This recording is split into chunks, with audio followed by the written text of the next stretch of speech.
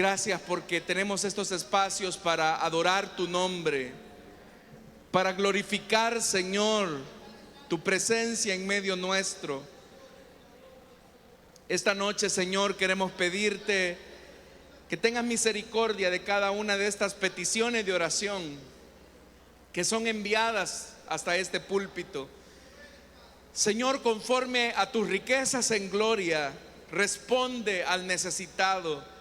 El que está enfermo, sánale, Señor. Tú dijiste que por tus llagas habíamos sido curados. El que se encuentra, Señor, atribulado, consuélalo, fortalécelo. El que se encuentra desanimado, Señor, haz que tu sol de justicia resplandezca sobre ellos.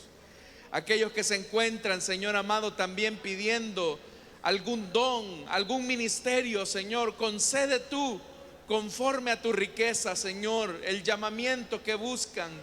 Queremos pedirte también, Señor, que hagas milagros en medio nuestro. Oramos también para que nos entregues tu palabra. Hemos venido a este lugar con ese propósito, que tú nos hables, Señor.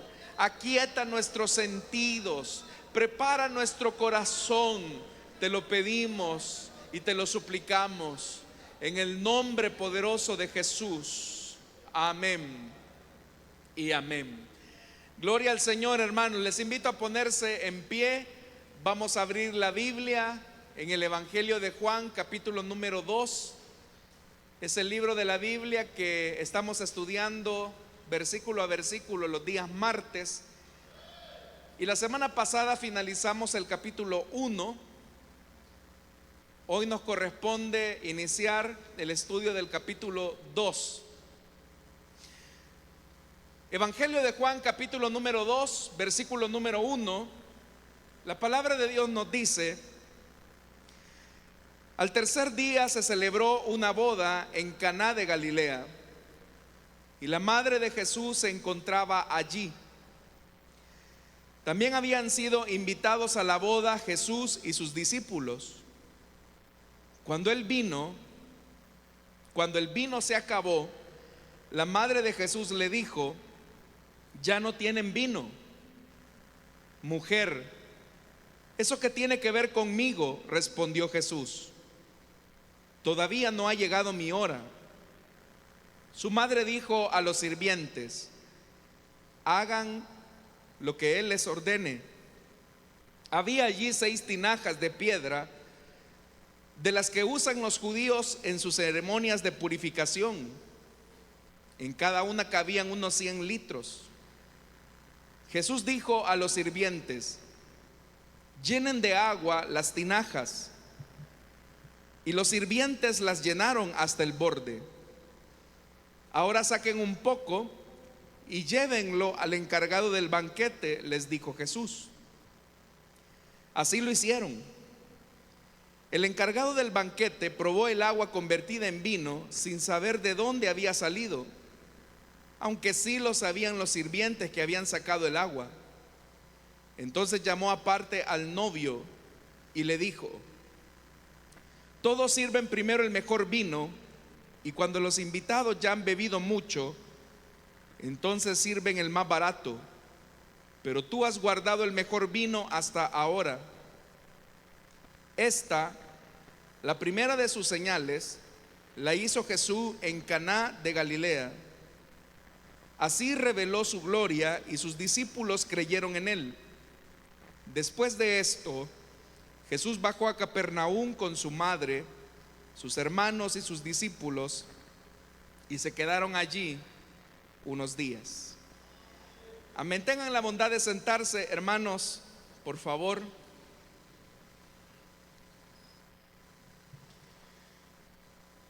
Hermanos, la semana pasada terminamos el estudio del prólogo narrativo del Evangelio, y a partir de este capítulo número 2 vamos a iniciar toda una sección que se conoce como el libro de los signos, y se llama así porque nos relata la actividad que Jesús realizó a través de diversas señales y signos durante su ministerio.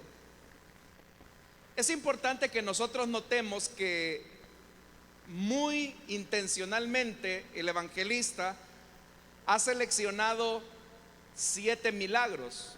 Acá en el Evangelio de Juan no se utiliza la palabra milagro, sino que se habla de signo o de señal.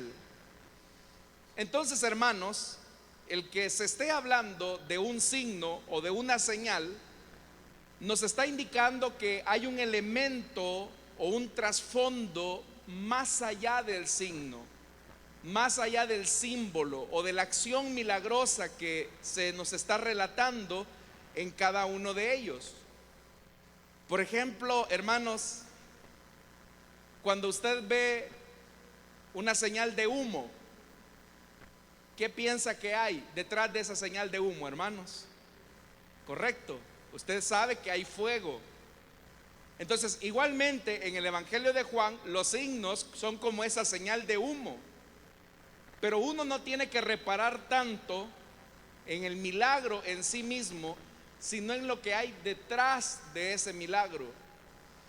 Por eso es que cuando acá, hermanos, vamos a encontrar estos milagros o estas señales como el agua convertido en vino, los panes multiplicados, Jesús caminando sobre las aguas, etcétera, lo que vamos a encontrar en realidad es que hay un elemento que el escritor quiere transmitirnos y que debemos, hermanos, de ir a la raíz del asunto. Lo más característico de cada uno de estos signos es que estos están relacionados íntimamente con el elemento de la fe. Solo, por ejemplo, hermanos y hermanas, en este primer signo o en esta primer señal, el versículo 11 que ya leímos dice que esta es la primera de sus señales. La hizo Jesús en Caná de Galilea y así reveló su gloria y sus discípulos creyeron en él. Entonces usted puede notar cómo cada signo se va a ir relacionando con un aspecto de la fe. Pero ojo, aquí hay que tener un cuidado. No significa que cada señal o que cada signo necesariamente va a suscitar la fe de los testigos que aprecien esa señal. Porque en algunos casos, efectivamente, como este que acabamos de leer, dice la Biblia que los discípulos, al ver esta señal, dice que el Señor reveló su gloria y ellos creyeron en él. Note que el énfasis no está en el tema de la señal o en el tema del milagro del agua convertida en vino, sino en el hecho de que Jesús reveló su gloria. Fue esa acción de revelar la gloria de Dios o de revelar la gloria de Jesús la que hizo que la fe de los discípulos creyeran en él. Pero no solo, hermanos, en este capítulo 2 se abre ese bloque al que hemos llamado el libro de los signos, sino que dentro de este grupo narrativo se encuentra también un ciclo que comienza en la región de Caná y que también va a terminar en la región de Caná. Por eso es que a esto se le llama el ciclo de Caná. En los evangelios, hermanos, hay otros ciclos, como por ejemplo el ciclo de la barca, que también se ha hecho mención en el estudio bíblico del Evangelio de Marcos. Y se llama así el ciclo de la barca porque todo lo que acontece gira alrededor de la enseñanza de Jesús en la barca o algún suceso específico en la barca o relacionado con ella. Igualmente, también en este capítulo 2, al comenzarse a abrir el libro de los signos, también, hermanos, comienza lo que se conoce como el ciclo de Caná.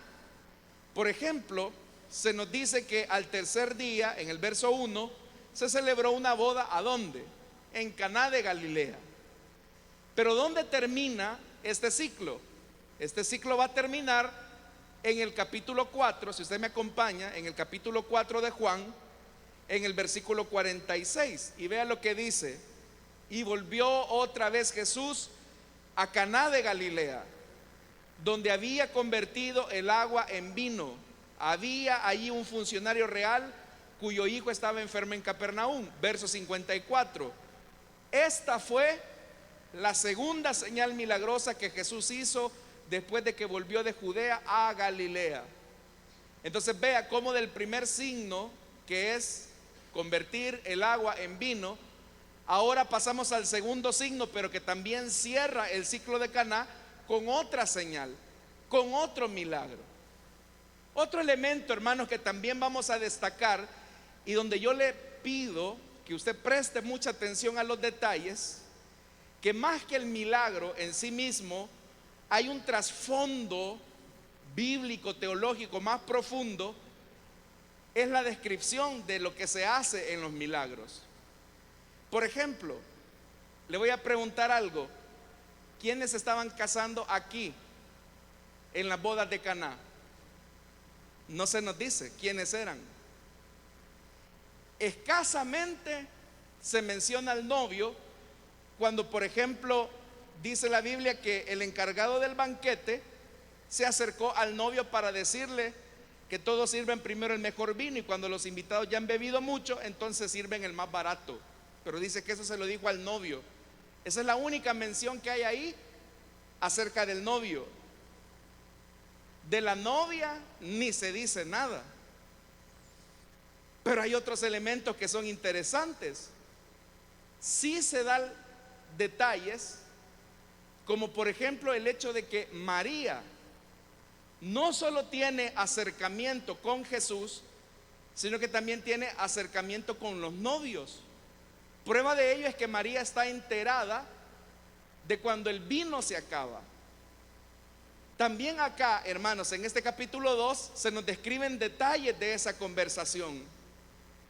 Pero veamos otro elemento también importante, que uno diría son cosas sin importancia, pero esas cosas que nosotros consideramos sin importancia, en realidad tienen importancia. A ver, ¿cuántas tinajas, hermanos y hermanas, estaban disponibles para hacer el milagro? 6. ¿Y cuánto era la capacidad que tenía cada tinaja? Se nos dice ahí, 100 litros dice esta traducción. Es decir, se nos dan detalles de las tinajas, del volumen que podían, de la cantidad de espacio disponible para el líquido dentro de esas tinajas. Es un detalle muy descriptivo. Se nos dan detalles también de lo que hicieron los sirvientes. Entonces, ¿por qué razón, si se está hablando de una boda, no se nos mencionan detalles de los novios? Pero sí se nos dan detalles, por ejemplo, de las tinajas, de la capacidad que tenían las tinajas, de los sirvientes, de la conversación de María con Jesús. Todos esos elementos, hermanos, nos llevan a la misma conclusión: que el milagro o la señal tiene un trasfondo todavía más profundo que el simple hecho que Jesús haya convertido el agua en vino. Que dicho sea de paso, solo el Evangelio de Juan registra este milagro. Entonces, para comenzar a descubrir los elementos que el evangelista nos quiere transmitir, es importante, hermanos, que tomemos algunos criterios que voy a señalar. Primero veamos lo que dice el versículo 1. Al tercer día se celebró una boda en Caná de Galilea. Usted sabe que el capítulo 1 nos habló de los primeros 4 días en los que Jesús empezó su ministerio público. Pero ahora se nos está diciendo que pasaron otros 3 días, y 4 más 3, ¿cuánto suma? 7 días. Es decir, hermanos y hermanas, que se nos está hablando de una semana de actividad. Este es un número simbólico, porque lo que Juan quiere hacer es una comparación con los 7 días que le tomó a Dios culminar la creación. Pero para Juan, la suma de los primeros 4 días más estos 3 nos habla de la nueva creación. Y esa nueva creación que ahora Jesús se dispone a crear, nos habla de la transformación de la vida, de las relaciones sociales, del servicio a los demás, es decir, es una nueva creación. Pero esto es importante, porque ¿cómo terminó el capítulo número 1? Que ya lo estudiamos la semana pasada. El relato del capítulo número 1 culminaba, hermanos y hermanas, con la manifestación del Hijo del Hombre en el que se encontraría entre el cielo y la tierra. Es decir, veamos lo que dice el versículo 51: ustedes verán abrirse el cielo y los ángeles de Dios subir y bajar sobre el Hijo del Hombre. Así terminó el capítulo 1. Eso nos habla, hermanos, que aparte de que Juan muy intencionalmente ha ordenado estos 7 días para hablarnos de la nueva creación, también nos está hablando de la revelación de la gloria de Dios. Porque específicamente así culminó el capítulo 1, con el anuncio de esta manifestación gloriosa del Hijo del Hombre. Y por eso, hermanos, es que esa expresión, al tercer día, nos va a recordar de una revelación o de una manifestación. Y usted va a ver cómo el evangelista Juan utiliza los materiales del Antiguo Testamento para enfocar las luces sobre la persona de Jesús.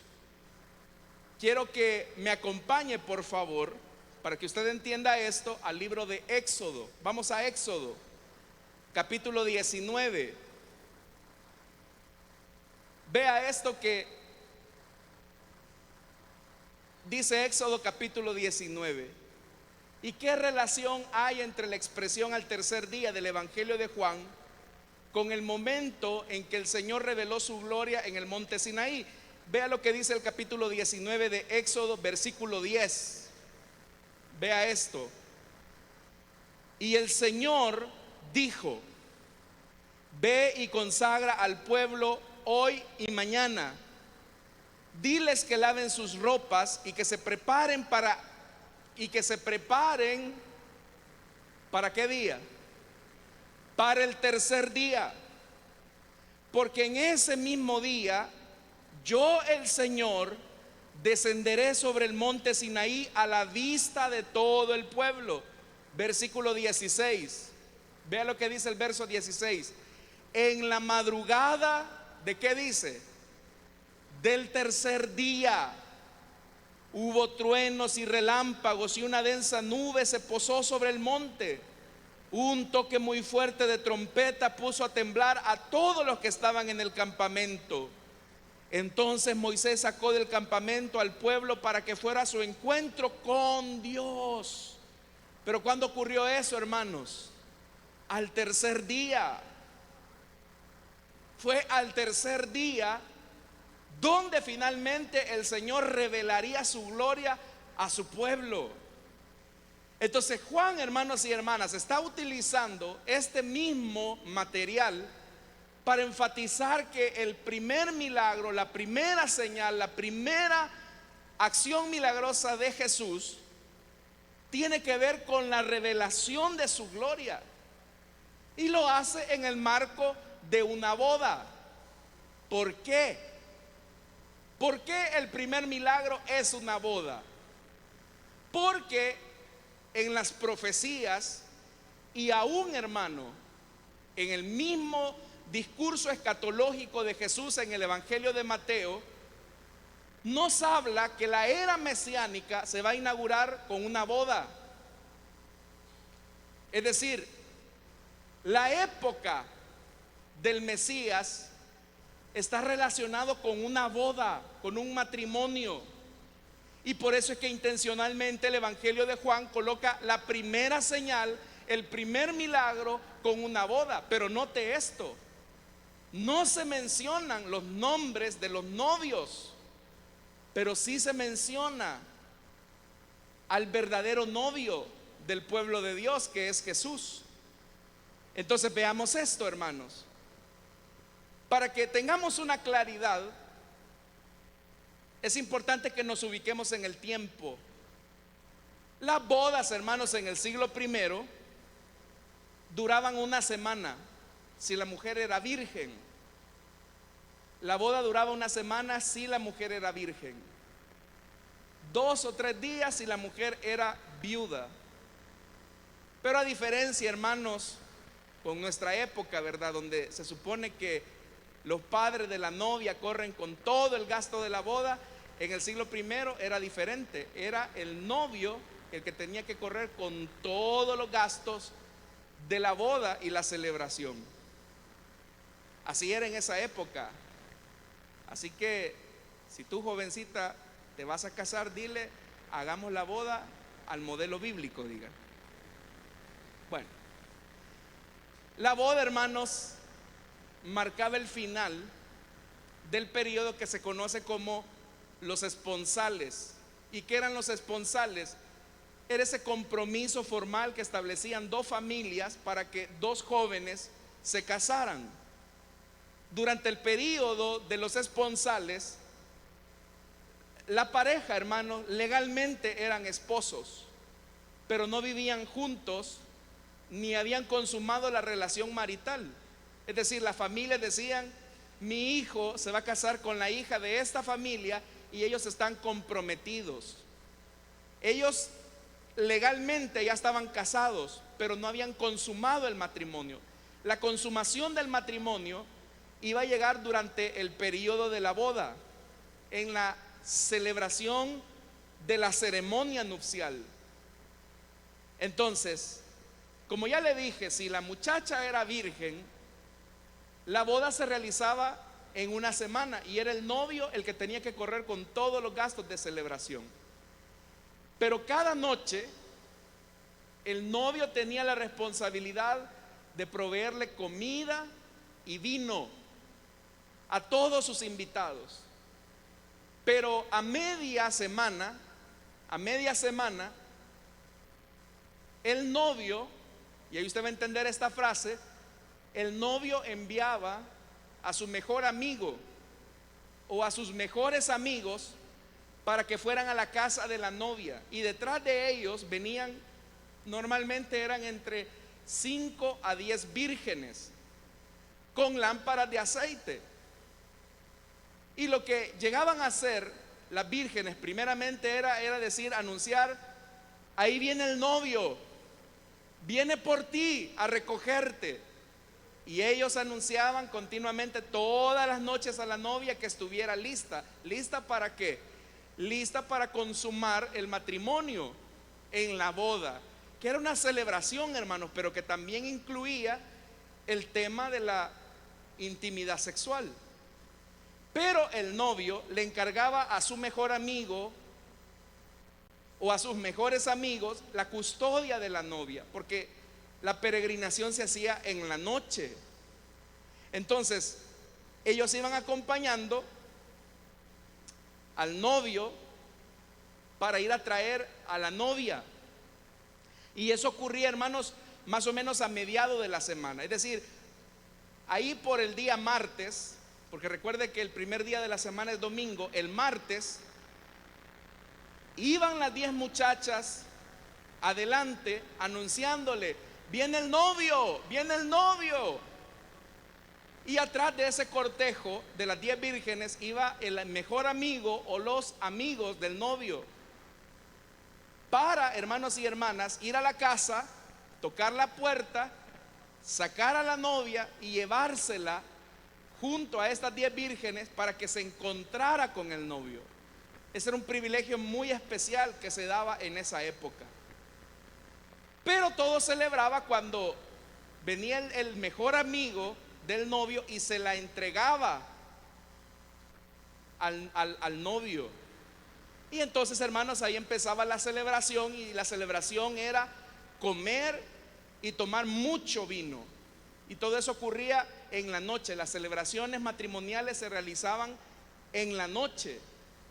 Entonces uno puede saber que aquí estamos, hermanos, en Caná de Galilea, pero en la noche, porque la celebración se hacía ahí.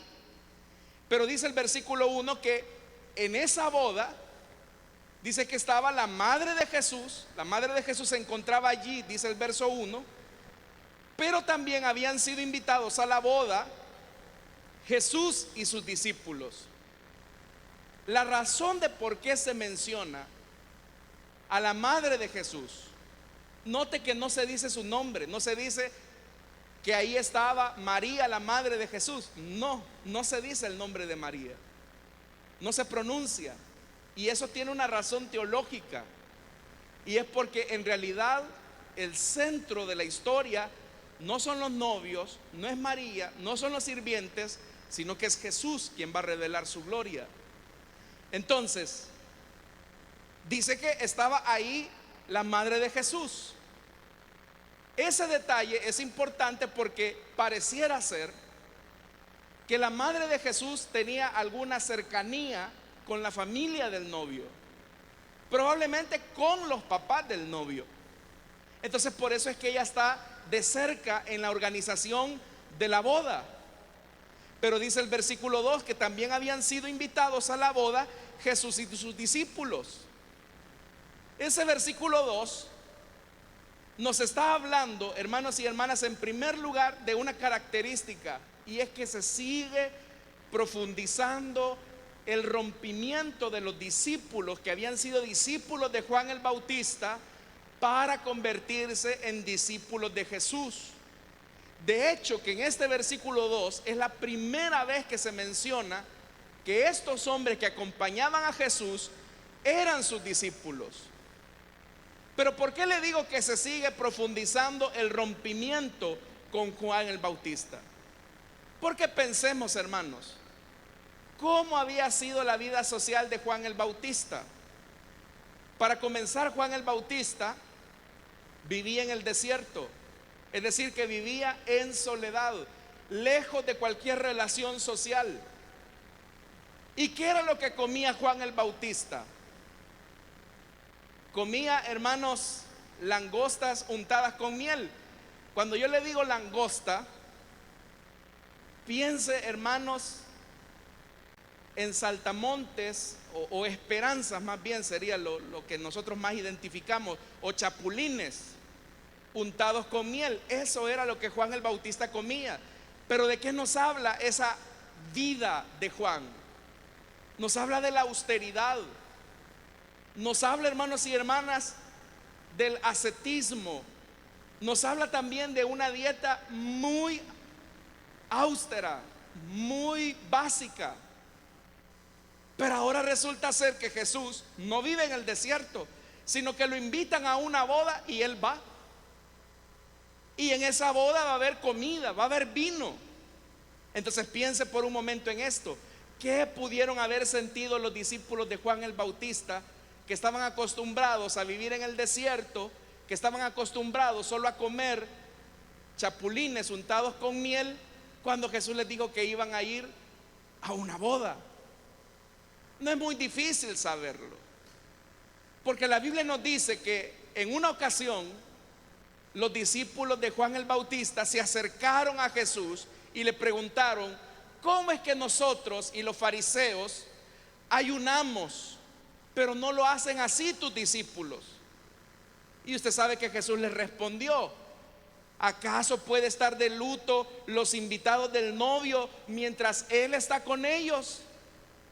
Va a llegar el día en que les será quitado el novio y entonces van a ayunar, les dijo Jesús. Pero note la pregunta. La pregunta era una pregunta de acusación, porque estos discípulos habían tenido una vida muy austera, muy limitada, alejados de la sociedad, pero ahora resulta que están en una boda. Y en una ocasión, hermanos, el mismo Jesús dice: ¿con qué voy a comparar yo a esta generación? Porque se parecen a los niños sentados en las plazas que gritan a los demás. Les tocamos flauta y ustedes no bailaron, cantamos por los muertos y ustedes no lloraron. ¿Y por qué Jesús dijo esas palabras? Él mismo lo dice: porque vino Juan, que no comía ni bebía, y ustedes dicen: demonio tiene. Vino el Hijo del Hombre, que come y bebe, que va a las celebraciones, que va a las bodas, y ustedes dicen: este es un glotón, este es un borracho, este es amigo de pecadores. Ese fue el impacto que generó cuando Jesús les dijo a sus discípulos: muchachos, primer lección. Y todos quizás se pusieron a pensar: la primera lección del maestro va a ser el tipo de ayuno, que hoy vamos a comer, quizás antes comíamos 2 chapulines, hoy solo 1. No, primera lección, vamos a una boda. ¿Qué? No, no vamos a ir a orar, no, a una boda. Ah, pero vamos a ir a orar por ellos. No, vamos a ir a comer. Entonces, hermanos, el impacto que eso generó en los discípulos es que con Jesús el seguimiento implica gozo, implica alegría. Seguir a Jesús debe de ser un llamado al gozo, al deleite. Por eso, hermanos, es que el salmista decía: en tu presencia hay plenitud de gozo, delicias a tu diestra para siempre. Entonces, yo le pregunto a usted: ¿qué significa ser seguidor de Jesús? ¿Qué significa que usted sea discípulo de Jesús? Que su vida, hermanos y hermanas, debe de tener un deleite por seguir a su maestro. Debe de existir un deleite. Que en este caso, hermanos, para aquellos era un rompimiento. Ellos estaban acostumbrados a la rigidez de Juan. Pero ahora con Jesús, hermanos, había celebración, había vino, había comida, porque la presencia de Jesús estaba con ellos. Pero estando en eso, dice el versículo 3: cuando el vino se acabó, la madre de Jesús le dijo: ya no tienen vino. Que María se acerque a Jesús a revelar el problema de la falta de vino, repito, eso nos habla de que María era muy cercana a la familia del novio. Pero como le dije, no se nos menciona el nombre de la madre de Jesús. ¿Por qué? Porque se quiere colocar a María en un perfil bajo. En un perfil bajo. ¿Y cuál es ese perfil bajo? Se quiere colocar a María en la posición de discípula. Y que como discípula le está llevando un problema a su maestro y les está diciendo: ya no tienen vino.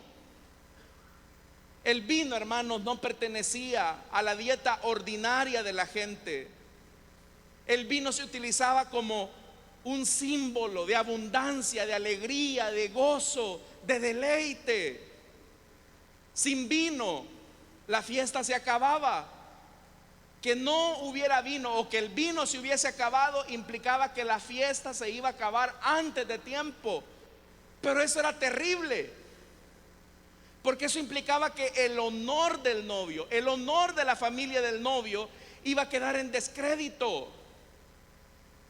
Nosotros, hermanos, si hacemos un cumpleaños y se nos acaba la horchata, pues no tenemos problema, ¿verdad? Llega por ahí un niño a decirle: deme más horchata. Ya no tengo, hijo.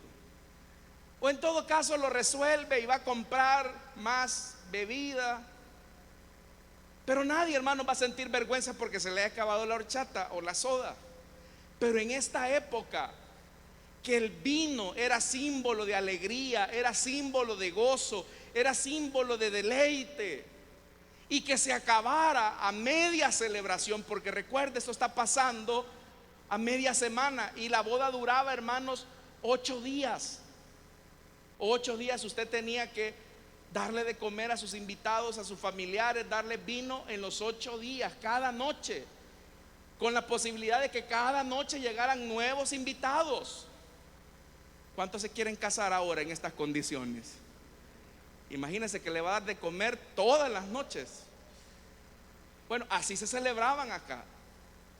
Entonces, María, hermanos y hermanas, está teniendo fe, o la madre de Jesús está teniendo fe de que Él puede de verdad darle gozo a estas personas, que de verdad puede darle deleite a estas personas.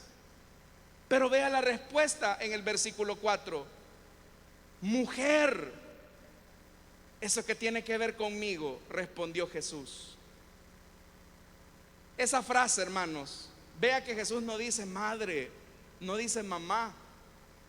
Si uno lee la frase en el español, así como la leemos, usted va a notar un tono muy áspero, un tono muy... Imagínese que de repente a usted, hermana, su hijo le diga: ¿qué querés, mujer? O sea, usted lo sentiría muy pesado, es que suena pesado. Pero ¿sabe qué es lo que hay detrás de esto? Es que Jesús está marcando ahora ya su distancia entre su familia y Él. En cierto sentido, María le está llevando esa petición a Jesús, pero lo está haciendo desde la posición de madre. Pero ahora Jesús, hermanos, de manera muy respetuosa, porque no es la primera vez que Jesús se refiere a una mujer en estos términos. Lo vamos a ver más adelante en el Evangelio de Juan, por ejemplo, con la mujer samaritana, con la mujer sorprendida en adulterio, con la misma madre de Jesús en la cruz, o con María Magdalena en el sepulcro, que Jesús se dirige muy respetuosamente, pero con una marcada línea de separación, y está diciendo mujer. Es como cuando usted le dice a una persona: disculpe, señora. Es como tratar con respeto a la otra persona, pero con una distancia, con un límite, con una frontera. Entonces Jesús, hermanos, está redefiniendo su relación con ella. Él no puede actuar bajo la autoridad de María, sino que va a seguir el curso de la voluntad de Dios que Él ha determinado para él. Por eso es que ahora Jesús, hermanos, se está dirigiendo a su madre como una discípula, y por eso es que le dice mujer. Eso que tiene que ver conmigo es de mucho respeto, pero también de límites marcados. Jesús está estableciendo entonces, hermanos, una distancia necesaria en que nadie debe de interferir en los propósitos y en los planes de Dios. Por eso es que más adelante le dice: todavía no ha llegado mi hora. Esto también a nosotros nos dice algo importante, que cuando se trata de nuestra relación personal con Dios, nadie puede interferir en ella. Cuando Dios ha dictaminado una voluntad para nosotros, nadie puede interferir en ella, porque nosotros, hermanos y hermanas, nos debemos al Señor. Entonces Jesús le está diciendo mujer, con mucho respeto, pero con una distancia.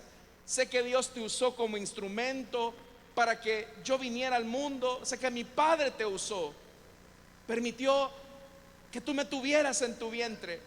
Pero a partir de este momento, a partir de este instante en el que yo comienzo mi ministerio, ahora yo soy Señor y tú eres mi discípula. Y yo no puedo hacer lo que tú quieras solo por el hecho de ser mi madre. Yo obedezco a una agenda superior, a un propósito mayor, que es el propósito de la voluntad de mi Padre. Entonces nosotros también, hermanos, en algunas circunstancias nos vamos a enfrentar a eso, donde la voluntad de Dios se va a imponer sobre nuestro camino. Pero seguramente nuestro esposo, nuestra esposa, nuestros hijos, nuestros padres se van a querer interponer. Pero nosotros no podemos obedecer a los hombres en detrimento de desobedecer a Dios. Dios es el Señor y su voluntad se terminará imponiendo sobre nuestras vidas, hermanos. Entonces, hermanos, si de repente alguien a usted le dice: ¿y para qué te hiciste cristiana? Si vos por gusto. ¿Y para qué vas a la iglesia? Es más, no vayas. Usted sabe que usted tiene un compromiso con el Señor y no con los hombres. Y eso es lo que Jesús le está diciendo a su madre de manera muy respetuosa: todavía no ha llegado mi hora. La hora de Jesús, en su pleno sentido, en el Evangelio de Juan, hermanos, es la hora de la glorificación, que tiene que ver con su pasión y su resurrección. Entonces, hermanos, Lo que la Biblia nos está diciendo es que Jesús está poniendo cada cosa en su lugar. En nuestra relación con Dios, nosotros tenemos que poner cada cosa en su lugar, en su orden de prioridad. Yo no sé, hermanos, qué pasaría si de repente a usted le dicen: mira, hoy no vas a ir a la iglesia, o ya no te quiero ver servir. Hay gente, hermanos, que coloca primero a su familia y dice: está bien, no voy a ir. O vas a dejar este privilegio, ya no quiero que sirvas en la iglesia. Y hay gente que lo abandona. Pero eso no es posible, hermanos. Para un verdadero discípulo, Jesús está por encima de la familia. Por eso es que Él dice, hermanos y hermanas, que seguir a Jesús implicará muchas veces rompimiento con la familia. Seguir a Jesús muchas veces implicará rompimiento de relaciones. Pero es importante y es mejor y es necesario obedecer a Dios antes que a nuestra familia, antes que a los hombres.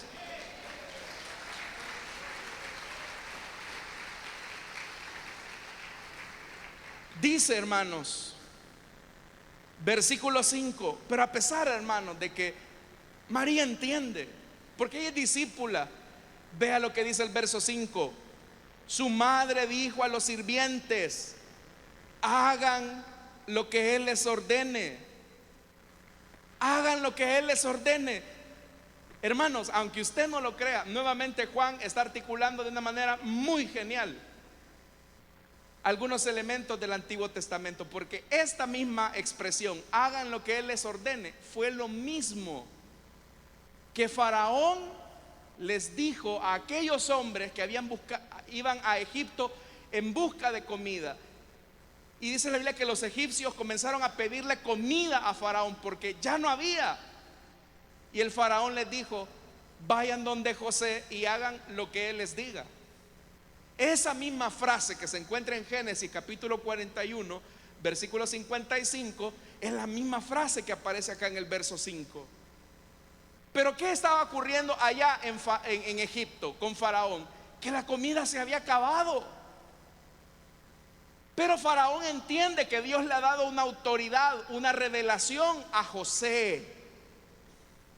Igualmente, hermanos, acá María también entiende que es Jesús el que puede dar órdenes.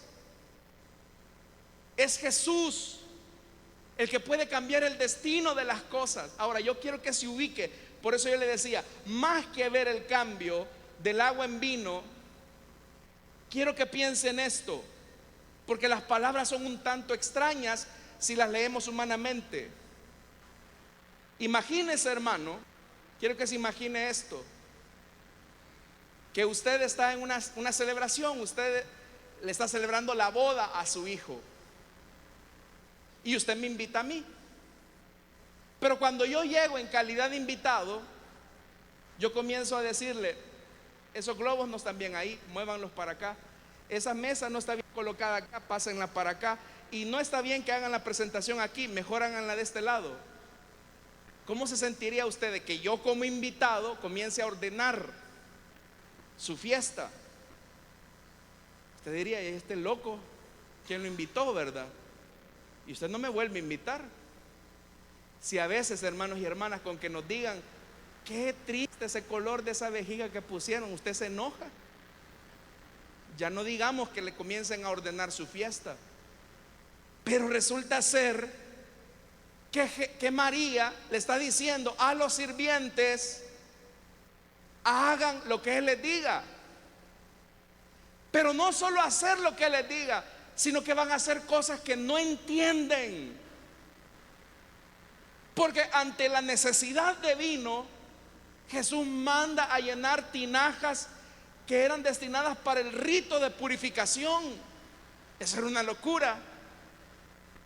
Eso era una locura, era un absurdo. Pero ¿qué está haciendo María? Está colocando a Jesús en su verdadera posición. Por eso yo le decía, no es importante quiénes estaban casando acá.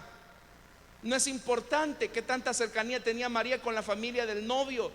Lo más importante es que Jesús comienza su ministerio como Señor.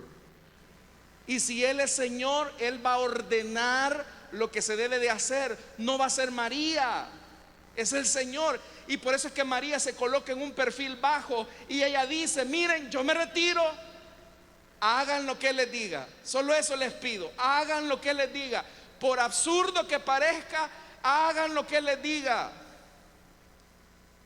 María, hermanos y hermanas, tiene fe de que a pesar de que Jesús le marcó una distancia clara, tiene la fe de que Jesús puede obrar de manera milagrosa, de manera poderosa.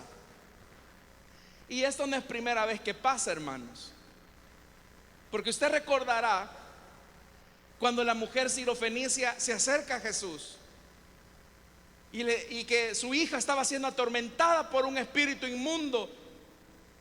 Y aquella mujer le pedía a Jesús,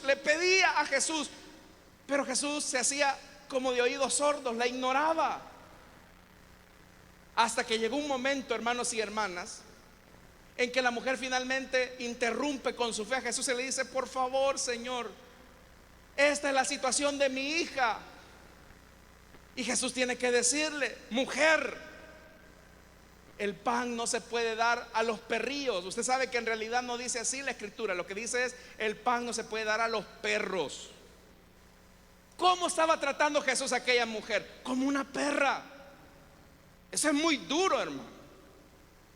Para aquella mujer aferrada a su fe, le dice: sí, Señor, pero aún los perrillos comen de las migajas que caen de la mesa de sus amos. Yo no te estoy pidiendo pan, solo te estoy pidiendo migajas. Y Jesús, sorprendida, dijo: oh mujer, grande es tu fe, conforme a tu fe se ha hecho. María, hermanos y hermanas, vea, le está diciendo: mira, mujer, ¿y esto qué tiene que ver conmigo? Mujer, ¿eso qué tiene que ver conmigo? Ahí María se pudo haber desanimado. Ahí María pudo haber dicho: ya vas a ver, cuando lleguemos a la casa te voy a poner unos bien puestos para que vea quién te lo pide. Así hubieran hecho algunas de ustedes, ¿verdad, hermano? Pero no, María se pone en una posición de discípula, de sierva, y dice: miren, yo me retiro, los dejo solos, pero hagan lo que Él les dice. Hermanos y hermanas, ser discípulo de Jesús es eso, es hacer lo que Él nos dice. Ser discípulo de Jesús es hacer lo que Él nos dice. Pero esto tiene una profundidad también, porque la alegría de los hombres es un vino que se acaba rápidamente. La alegría de los hombres por sus riquezas es un vino que se acaba.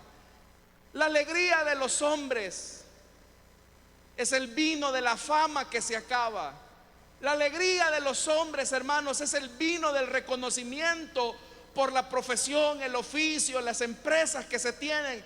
Pero ese vino se acaba.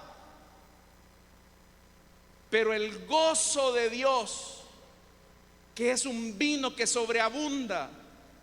Podemos estar en una situación triste, angustiosa, terrible, pero el gozo de Dios, hermanos, es nuestra fortaleza. En la presencia de Dios hay gozo pleno. El vino de los hombres se acaba, pero el vino de Dios es abundante.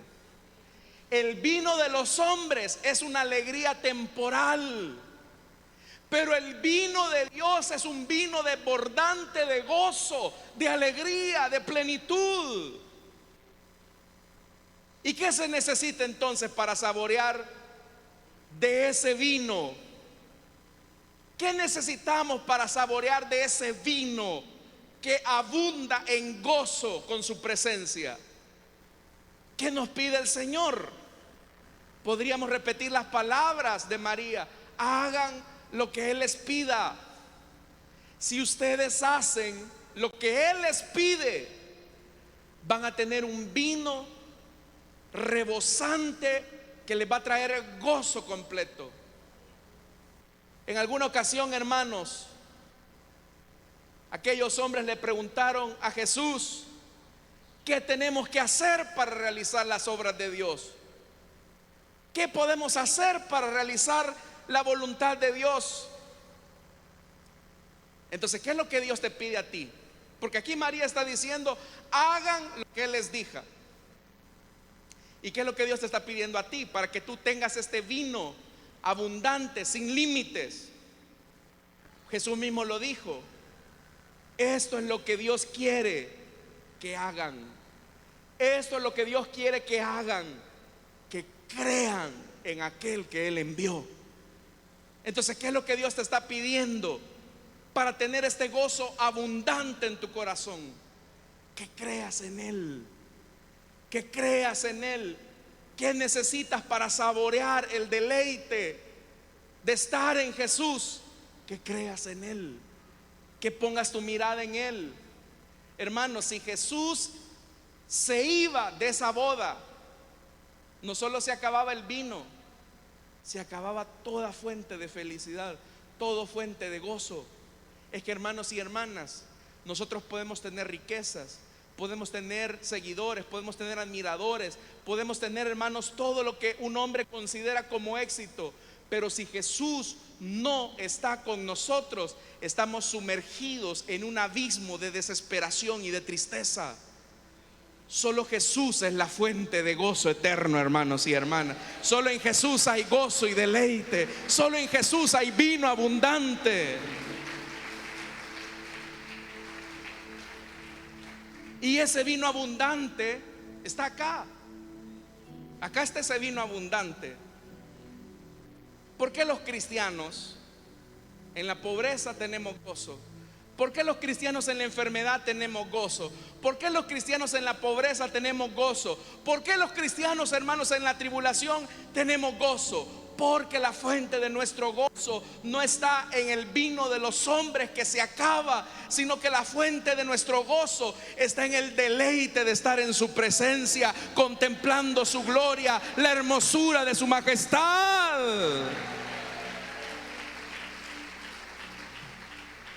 Sin Jesús no hay gozo. ¿Por qué cree que no nos aburrimos de venir acá? Porque aquí está el Señor.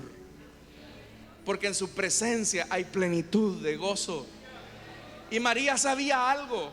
Mira, Jesús, el mejor regalo que le has traído a esta pareja de tortolitos es tu presencia. Es tu presencia. Y por eso es que te traigo el problema.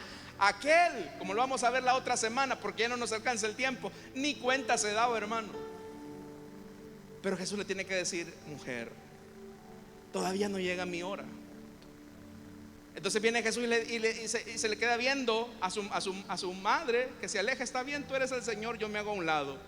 Y le dice a los sirvientes: hagan lo que Él les diga, háganlo, porque va a haber un vino abundante. Yo no sé qué va a pasar. El Señor va a solucionar el problema, no sé qué va a hacer, pero Él lo va a hacer.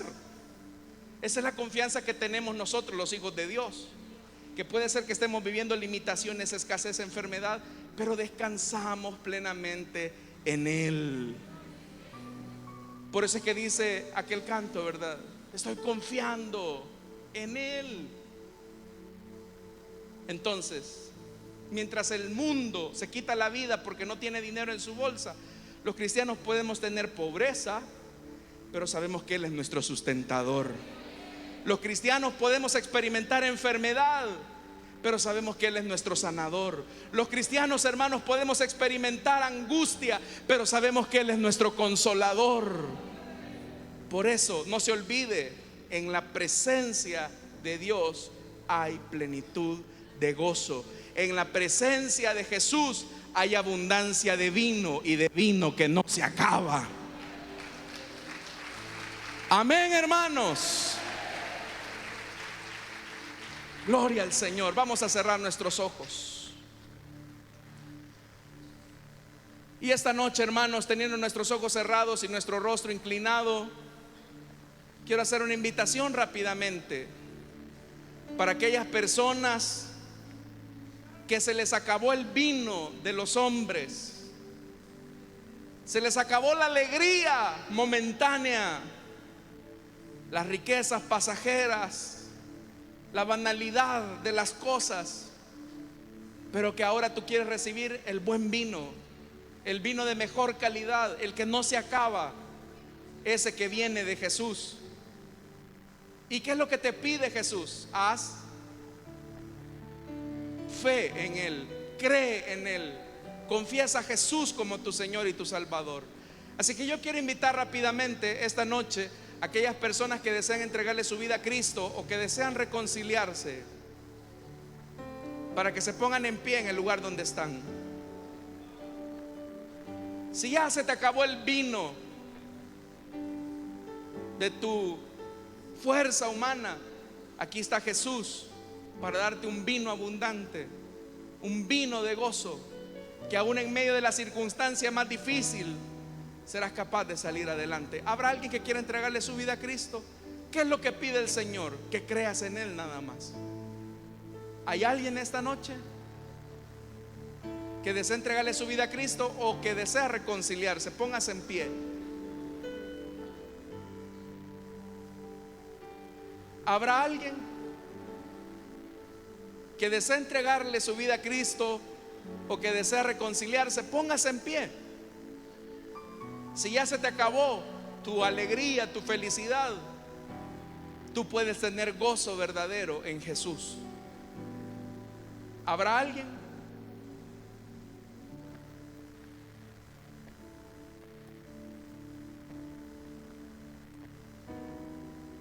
Si no lo hay, vamos a orar, hermanos. Pero recuerde esto: seguir a Jesús nos llevará a romper ideas que muchas veces tenemos, pero siempre tendremos gozo pleno obedeciendo su palabra. Vamos a orar entonces. Padre que estás en los cielos, te damos las gracias por esta oportunidad que nos concedes de estar delante de ti, Señor. Gracias por el vino abundante que nos has dado con tu presencia.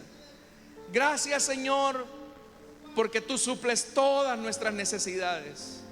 Y si te tenemos a ti, lo tenemos todo. Y por eso queremos agradecerte, Señor. Por eso, Señor, queremos exaltar tu nombre esta noche. Oramos también, Señor, por nuestras ofrendas y nuestros diezmos.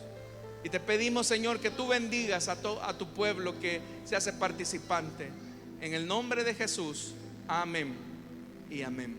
Pueden pasar nuestros hermanos.